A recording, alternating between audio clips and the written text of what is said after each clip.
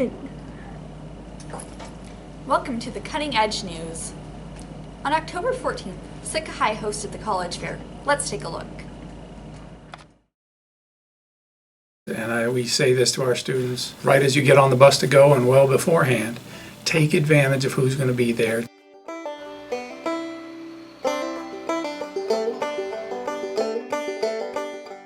Take advantage of all the resources and information that you can get in one place at one time. 35 different organizations brought excellent school representatives to introduce students to a variety of options to consider. They came from Christian institutes, universities, rural Alaska colleges, and a few were even military recruiters.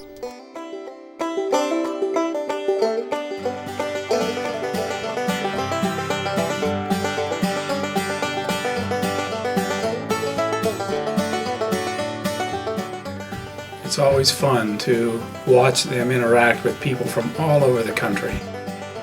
Go into your college search with some ideas of what you're looking for, but don't be afraid to look at the unexpected too. Presenters interact with students and answer any questions they might have. They also provide pamphlets describing the school in detail and online information for kids who want to know more.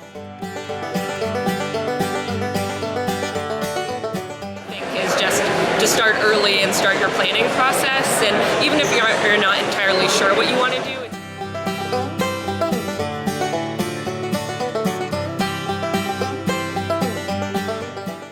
The University of Southeast Alaska was generous enough to pass out free popcorn at the event.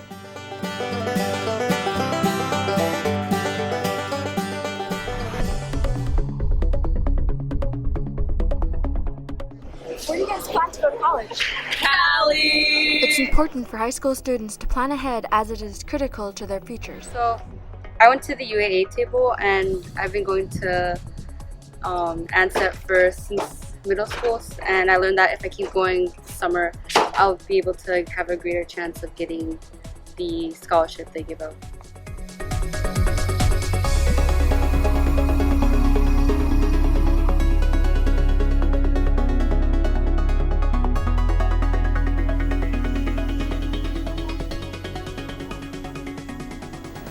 I'm Tiffany Alexi. Thanks for watching. Hope this segment got you thinking about college. Taking it to statewide news, Governor Bill Walker made an announcement on the morning of October 12th. Alaska has made a huge but potentially controversial stride in recognizing Native Americans this year. On the 13th of October, Governor Bill Walker announced that Alaska would celebrate Indigenous Peoples Day rather than the national holiday, Columbus Day. According to the Anchorage Daily News, Alaska joined several U.S. cities in recognizing Indigenous Peoples Day on the second Monday of October. Columbus Day has a history as a national holiday dating back to 1937, so it can be a shocking change for Americans, but the push for changing how we recognize the history of America is always changing. Later that week, on October 18th, Alaska celebrated a similar holiday.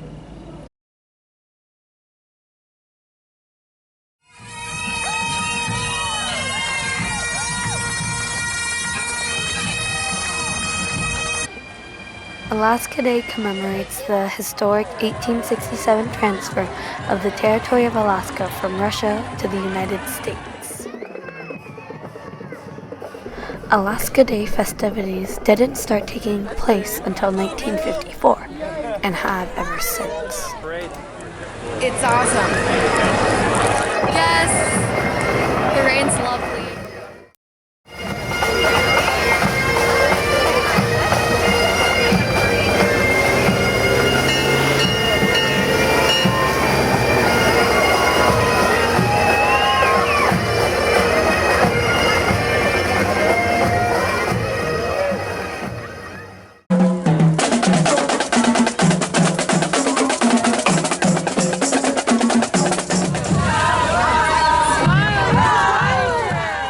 While people celebrate Alaska Day with state pride, others see a different story, shrouded with controversy. I think that as we look at how Alaska Day should be remembered, we have to understand that there are a lot of different groups out there and there are a lot of different viewpoints. And I believe that it is natural for the group of people who gained the most from the purchase of Alaska to celebrate it, and I can understand why it's a big celebration in Sitka because it's where it happened.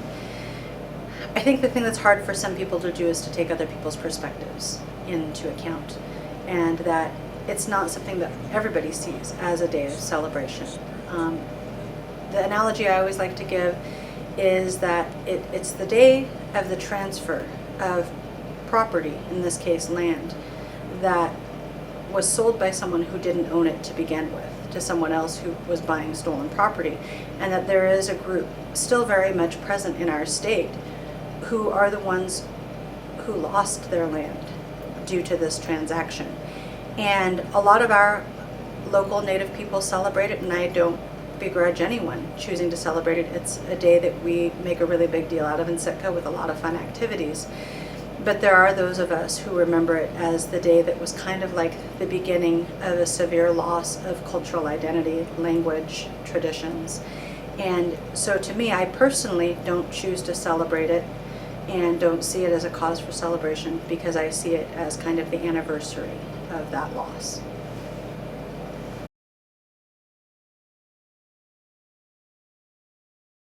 We should remember Alaska Day. They're mine. It's a day in which we should all reflect on our relationships one with the other. We also need to remember it as the beginning of a long relationship between Russia and Alaska as a state. We should remember Alaska Day because it helps root us in the history of Alaska and our commitment to the side.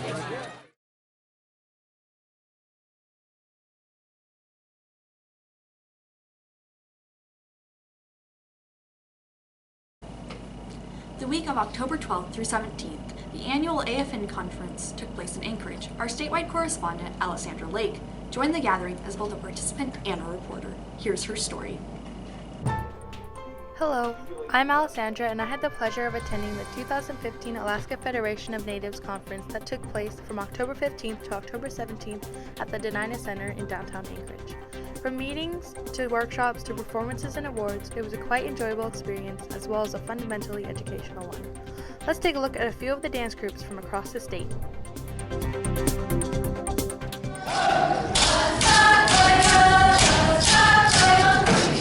When you see the Native elders and youth of all ages coming together to share their culture, I feel that really embodies the purpose of AFN.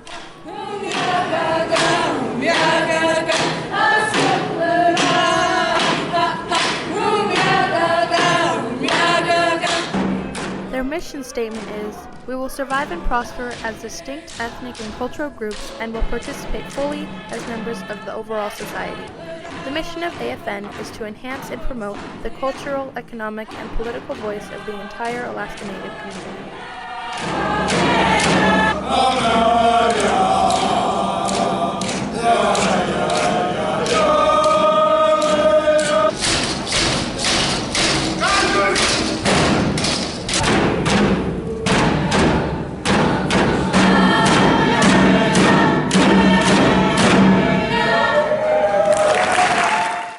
Along with the many talented dancers came some very influential speakers, such as Senator Lisa Murkowski, former Senator Mark Begich, and Governor Bill Walker. They spoke on many significant issues today's Alaskans face, including the suicide rate and the urging of young attendees to get involved in their communities. Altogether, I feel very honored to have gotten a chance to go to such a culturally and intelligently stimulating event. Thanks for watching.